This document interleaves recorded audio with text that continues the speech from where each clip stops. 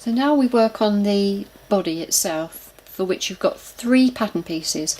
You've got the head and upper body, which is this weirdly shaped thing. I've got 2 pieces fabrics of that. This one is the top back section, and you just cut one of those. And this is the lower body, you need 2 of those. Now I've cut this out of an old sheet actually, which is the shell fabric, but some of you that may have made the other animals may have made them out of not used a shell fabric but used the finish fabric. The problem with that sometimes can be the seams, where the seams are shown and they look a bit odd, so you could cover that up with patches.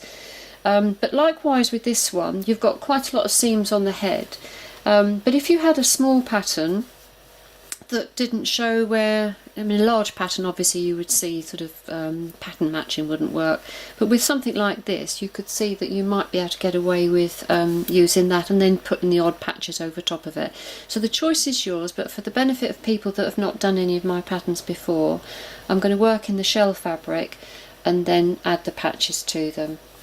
So the first thing to do with the body is to do the 2 darts on either side. Obviously make sure you end up with a pair, and then these funny things create the head itself. So what you do is you put the first one to the second one, and where you're going to stitch, that's where the cut is there, the start of the dart if you like, or the join. So you're going to start down here and do a gradual stitch, and at that point where that cut starts you want to be 10 millimeters from that edge. So I wonder if I can just draw that on there, but it will be something like that, because that's your 10 millimeter there, and you're going to go like that and then carry on your 10 millimeter seam allowance right up to the point. The reason for starting there was a nice shallow start to the dart is that that is going to be on the side of the body. I've got one here I can show you actually. So it's going to come down here, so you don't want that to start abruptly because you'll end up with a ridge there. So start slowly like you would do with a dart for a bodice or something. So I'll do those for you and let you see how it is. So I've done the first seam there, done it in a light colour though, which is not very clear, so I'll do the next one slightly darker. But as I say, that's where the start of the cut is. So start well below that and then get to your 10 millimeter by the time you get to the cut, and just carry on to the top. And now I'm going to join the next piece together. So we have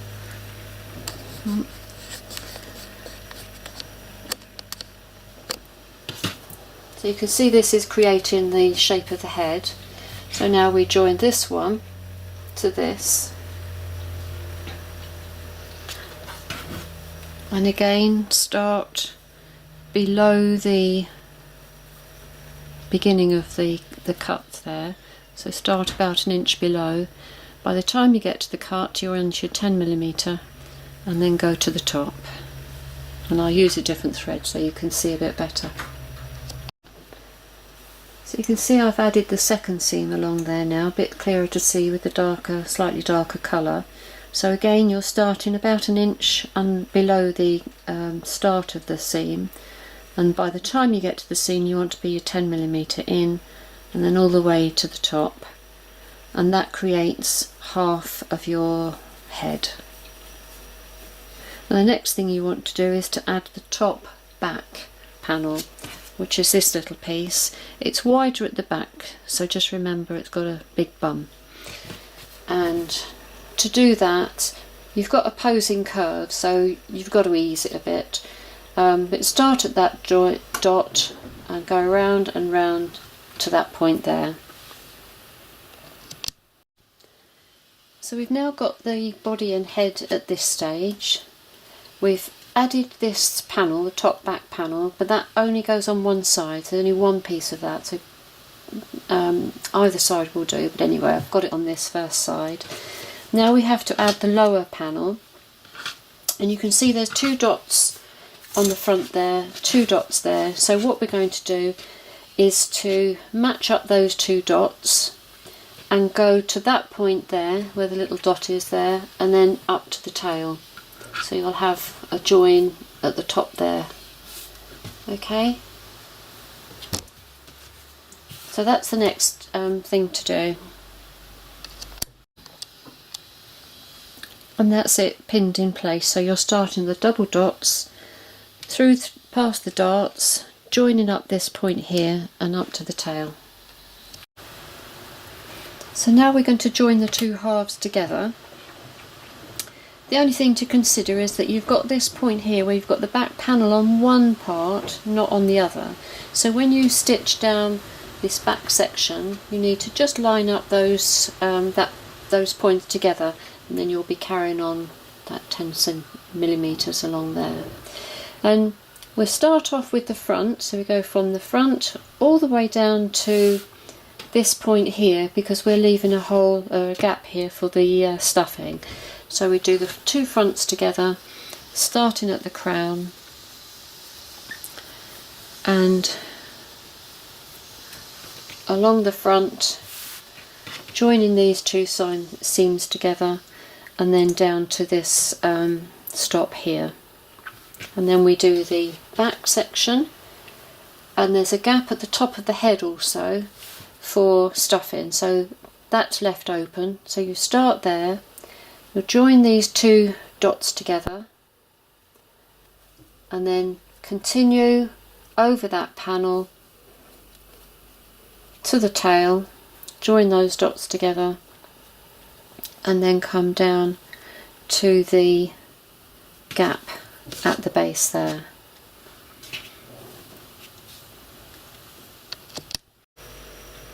So that's the duck body virtually done, head and body.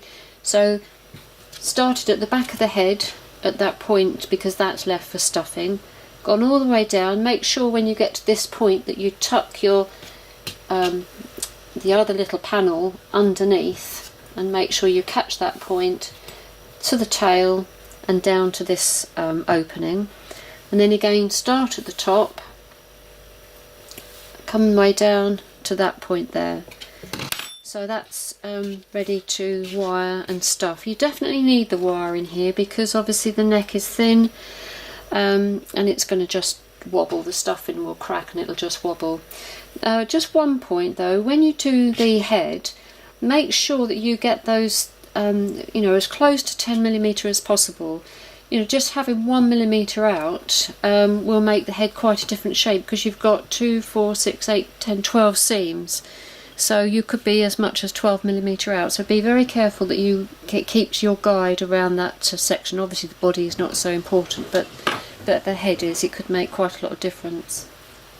The next thing to do would be to put the wire in, and I've already done I think a video on how to do the wire, but one good tip is to, when you cover it with your wrapping, and all I've got is probably about 2 inches wide long lengths of scrap fabric, but start it off with a piece of masking tape. So put masking tape at the top of the fabric and wind it around the wire, and that means it holds it in place, so you can get quite a nice neat wire, and finish off with a bit of masking tape also to keep it in place.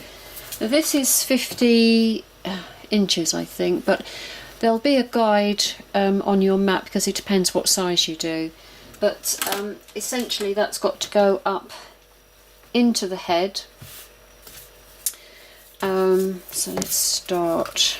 So that's going to go up into the head, not right up to the top, but I would say about 1 inch from the top, and then going to bend it up round into his tail, and then round and to come out of the gap, and that's going to go up into the head like that, round his front, round there and out of the gap. So you end up with something like that, but I'll turn it through, put the wire in, and then show you what that's like.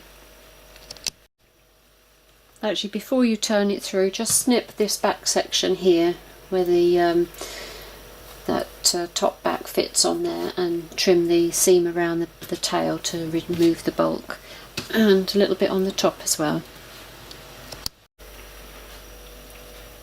When you come to stuffing, put a couple of pins at that point. You've got 2 wires going through there, so it's quite thin, but put a couple of pins there so when you come to stuffing you can push the wadding up or stuffing up quite tight, and it won't go up into the head.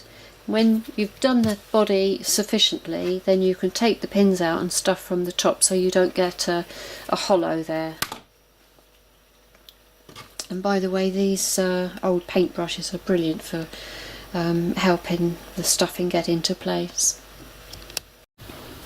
Just a couple of tips on the stuffing. As I said to you before, put the pins in there to stop the stuffing going up through into the head. So I've stuffed the body as you know, almost there. I've taken the pins out, and it's surprising then how much more stuffing you can get in through to the head. So don't be alarmed because you think you've already done the base. Well, in actual fact you haven't. You've still got quite a lot more to get in there.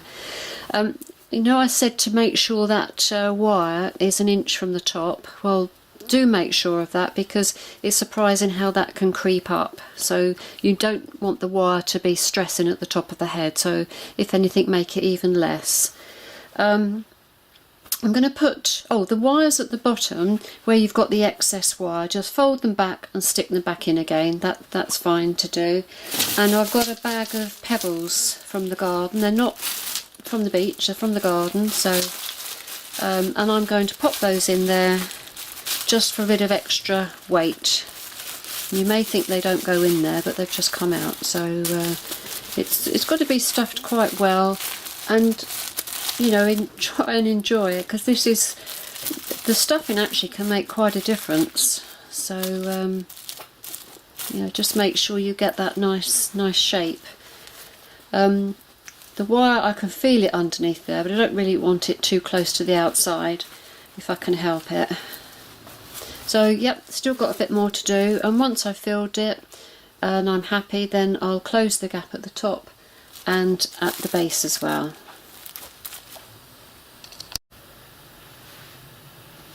So I've finished stuffing the duck now, and I've mocked up a temporary beak on there just so you get an idea as to what it will look like. That's just pinned in place. So I've stitched the base. My stones are in there to give it a little bit of extra weight, and I've stitched down the back of the head, so close that section. Now it's time for stuffing, but if you've used a finished fabric then you may just want to add a few extra embellishments, but this one obviously is naked in the shell. And these are the fabrics that I think I might use. There's going to be a sort of duck egg duck. I've already used that on the base of the feet, which I may use as a beak. I know it's a bit weird, but I think it would look quite nice. And I've used that on the feet, which I've got plenty of. So these are my fabrics. I quite like a bit of shocking pink on there. We shall see how we go with that. And really, this is where you can have your play. You could use larger pieces or smaller as you prefer, but obviously for the head you've got a lot of curve to go around, so you're not really going to have very big pieces for the head. They're going to be quite small, so quite a lot of stitching, and I just cut it out at random, pin that on, and then I put another piece alongside. Your head, you might want to do your head all in one fabric, but just different shapes. I would pin a few in place and then stitch around them, and you can be as neat and scruffy as you like. They all look good anyway, whatever you do, but obviously with the head it's quite small and rounded, so you're going to have to use smaller pieces. But if you get an area where you want to go round a piece, you can always just trim it I don't know if I can show you, but say you wanted to go round there and it is a bit of a corner, you don't really want the dart. If you just trim that, and it just looks like you've got another patch on anyway. So you can go around the corner and you just stitch along there, so it's like a little dart, but it just looks like it's another patch anyway. So you can get away with a bigger patch by doing that, by having a sort of dart in the middle, or I don't know what you call it, yeah, a dart really. But I'll start patching, and I think I'm going to have, as I say, this colour for the beak. I just did that as a temporary, just to get, so you get an idea as to what it looks like. And then eventually that will sit on the legs, which you know, is quite an interesting process to fit.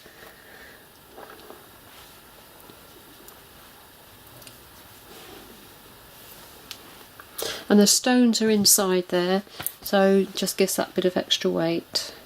So I'll come back to you when I've done a fair bit of the patching. Just wanted to give you an update of the patching. So I've chosen these various colours and I've pinned them in place and then just begin to stitch a rough sort of stitch all the way around them. And that side's pinned as well. And the head, my other two, I've done various small patches all the way around and highlighted the stitching. This is a slightly different one. What I've done is cut panels almost the same as the pattern piece itself, and then I've just patched around them down there like that. If you decide to do it that way, when you come to join them, try and join them in the middle of the stitch line that is in the shell fabric, because otherwise if you're stitching a new patch on top of the original stitching, it's more difficult. So what I've done is, I don't know whether you can see that, but my join is right down the middle. No, sorry, it's just slightly off the middle, so it doesn't go over top of the original stitching of the shell fabric. That'll probably make sense when you start to do it. But as I say, you can do smaller patches, all different colours, but this particular one I wanted it to be all the same and to go down the chest as well.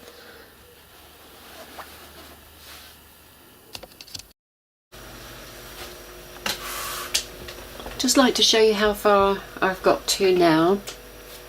So I've almost finished the patching on the body and done some of the front, the base, but remember you've got your wires. I've just pinned these in roughly to give you an idea, but the wires come in underneath here, so don't worry too much about this area, because that's going to be going to have to patch over top of your wires when you've sewn them into place. So I think I've finished the sides and the front. I've mocked up this beak just to give you an idea, and it might be a good idea for you to do one as well. It's not really complicated, but just to give you an opportunity to try one out, it's quite a good idea just to do one first in a rough fabric. This is a piece of old sheeting. I'm actually going to do the beak in the teal colour, this fabric here, which is just a cotton. And probably for the beak I would say use a simple fabric, a cotton, so anything too thick might make it quite difficult to do.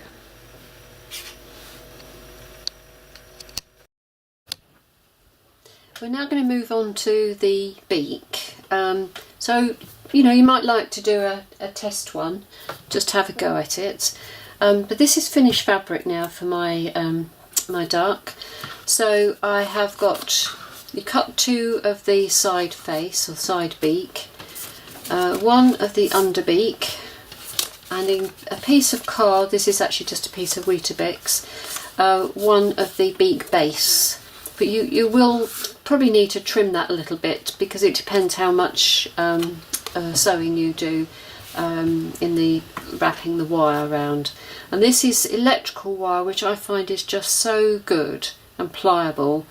so you can give it a bit of an upturn on the beak, and you can shape it and move it around quite easily.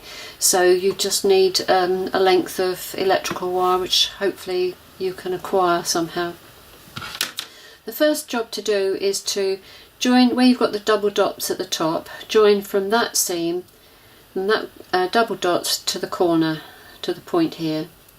I've transferred the markings for the darts, the double dot and these point here, which is where you sew to. So that's the first job. Join the double dots, that seam from the top to the point, and do the dart. Okay, I've skipped on a little bit here, I'm afraid, because my camera was playing up, but the last you saw me was to do the top seam and the darts, which I've done, and then using the underbeak, which was the just one piece of underbeak, I've attached the top beak to the underbeak, and so you join up the dot with the seam at the front, and then you've got two dots here. Mine are very faint because I've used a friction marker there, so you could hardly see them, but there's a point there where you sew round to. So maybe you could see better on this side. There's my point there. I've gone round to the front and then started again, come round to this side, and then I've trimmed it because this is going to be turned inside out now. I've trimmed and snipped down the side slightly and round the corners, and it's time to turn that inside out and put in the wire.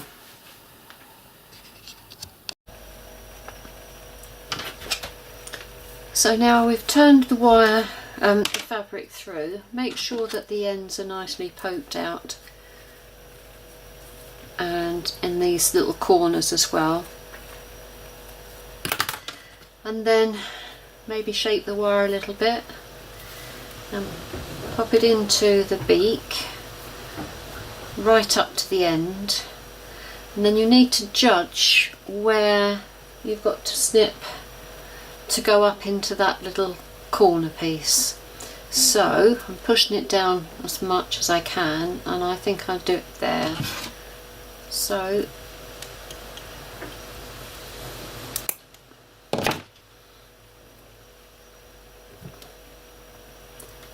bend that to go. You could put a bit of tape over there actually if it's left it sharp, but this seems to be okay.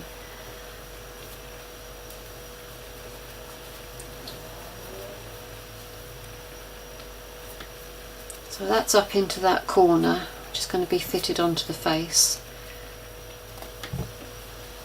And then make sure you're still right into the beak, and then you're following that all the way around the outside, and again you've got to judge where to trim that to go up into that point there. So I'm going to go for there, and then just pop it in there and point it up. Okay, so now you just need to stitch that wire in place. Now you could do like a whipping stitch, go over and over to hold it, and all the time keep making sure that you've got it nice and taut, and it's, you know, firmly in place and on the edge. And you'll see that the seam is just, if you can, just get it slightly showing on the underside rather than on the top. This is my trial one I did, and that's just in a piece of sheeting, and it depends whether you want to do that sort of stitch all the way around the outside to hold the wire in place, or whether you want to do like a whipping stitch, which I've done on my orange duck actually, and this one, but it that's a self colour, which you could use a contrast as well. So that's just going over and over the wire, but that's down to you to choose which you prefer, whether you want a contrast colour or same. And then we'll finish off the front and put the piece of, or rather put the piece of card in first and then finish the front, and then you do his little nostrils. So I'll decide what I want to do. I think I'll probably use self colour and do a little back stitch all the way along there, running stitch, and you go right up into the corner and just sort of finish it off there as I've done on that one, and that gives you your anchorage to go around his cheeks.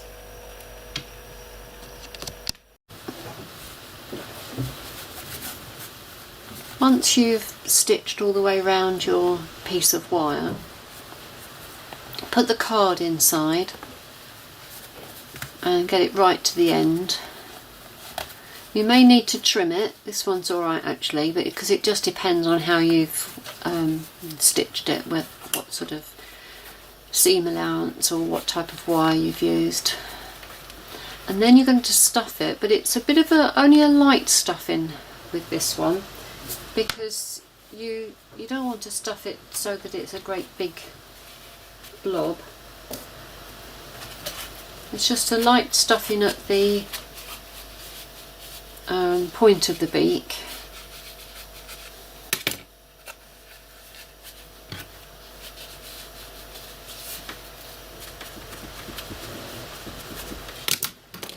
And then obviously you've got this higher piece at the back.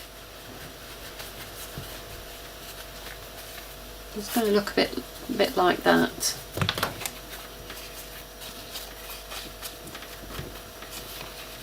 And get that so you've you know, taken that out right out to the seam allowance, turned it inside out properly.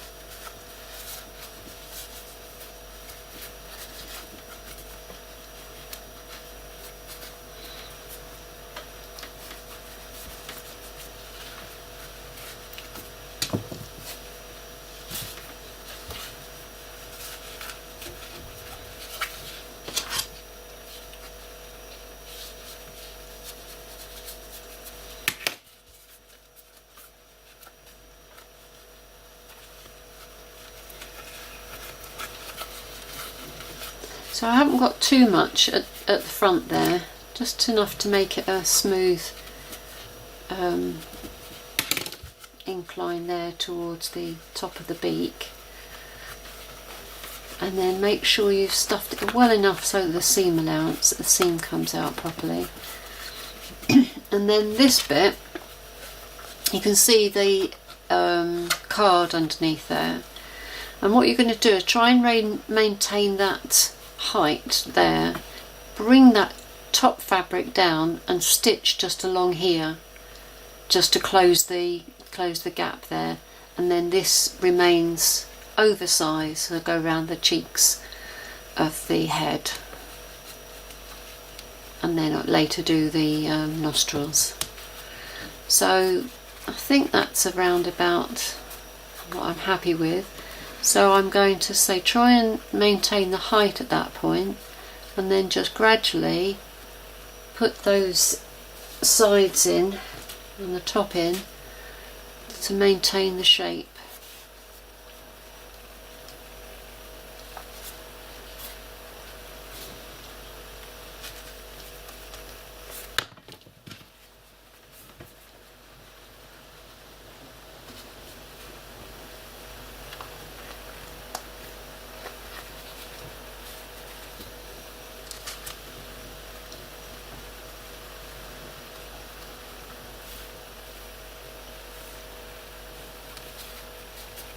Gradually you can see how you will, if you start to sort of put some loose stitches in there like a tacking, you'll gradually manage to close that, because you want to maintain that section at the front there quite flat because it's going up against the head. So you're just pulling the base up to meet the top and gradually closing that section like that one there. And then you've got, with the wire in there, you can start moving that up or quirky sideways, so you've got more flexibility.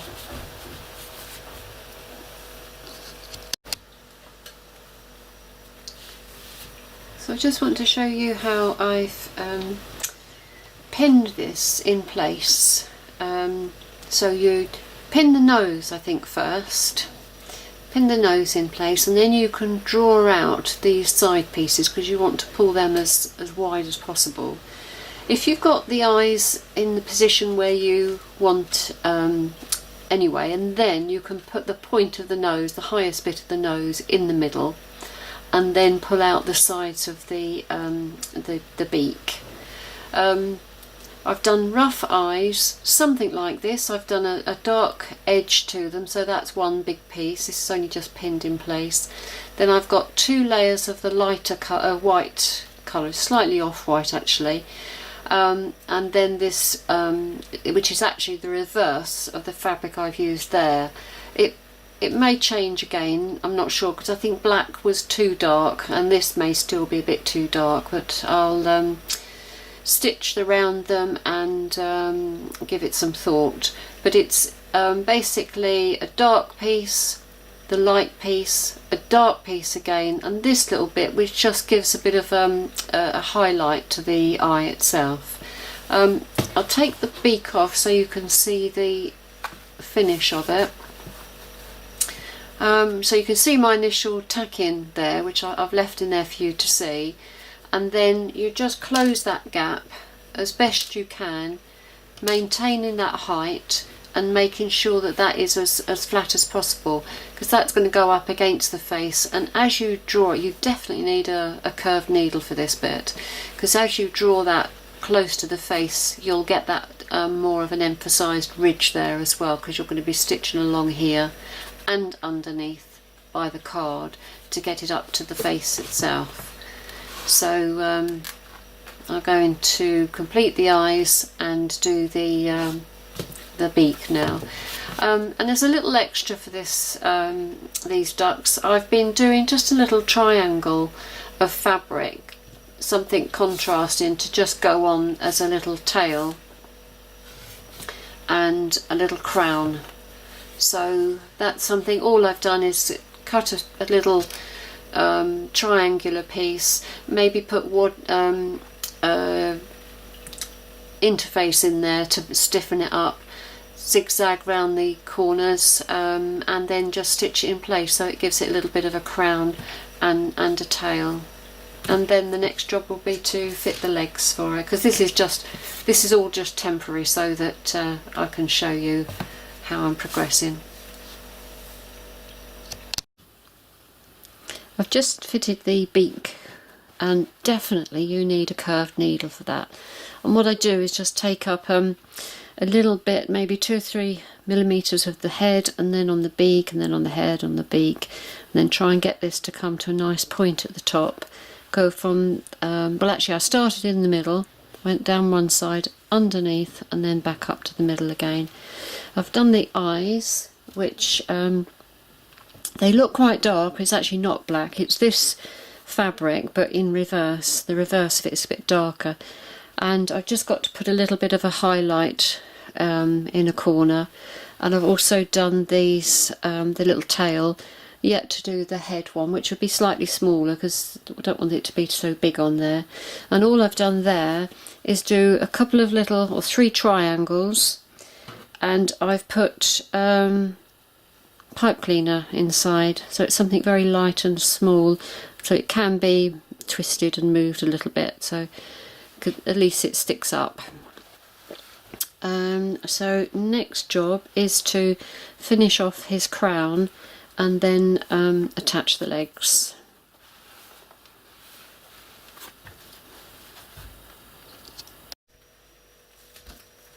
So now we come to fitting the duck onto its legs. You're going to do this maybe a couple of times before you get it right, so don't panic if it doesn't go right first time. But basically these wires to the front will come up the front of the body, 2 side wires and those supporting the bottom.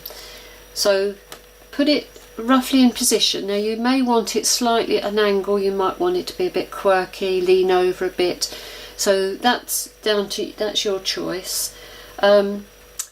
Look at it from the side and see whether the legs are kind of in the middle or too far back or too far forward. In fact, actually it looks quite good at the moment.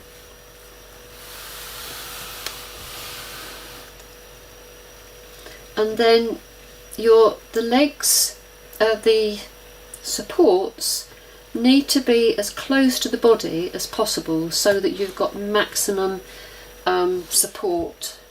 And if it's not, then adjust the wires so that the body fit right on the top here. You don't want it suspended up so there's a gap between this part and the body of the duck, otherwise that's going to be a bit more wobbly.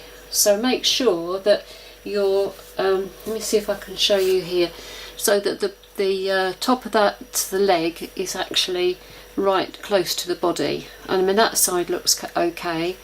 The back wires, yes, they're alright. They go at a funny angle, but that doesn't matter. And that wire, yeah, that could do with just a little bit of tweaking to be a bit closer to the body. So once you're happy with that, the best way I find is to turn it upside down between your legs and then start sewing. I tack this first, sorry, we'll pin this first, but then you tack it all around these wires going right up to the end, and then you have to put a few patches over top. But at that point then I would start to put some pins in. I'll just do that, or I can't do it in front of the camera.